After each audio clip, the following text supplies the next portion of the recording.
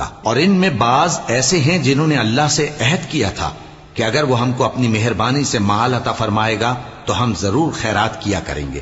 اور نیکوکاروں میں ہو جائیں گے، لیکن جب اللہ نے ان کو اپنے فضل سے مال دیا تو اس میں بخل کرنے لگے اور اپنے عہد سے روگردانی کر کے پھر بیٹھے۔ تو اللہ نے اس کا انجام یہ کیا کہ اس روز تک کے لیے جس میں یہ اللہ کے روبرو حاضر ہوں گے ان کے دلوں میں نفاق ڈال دیا،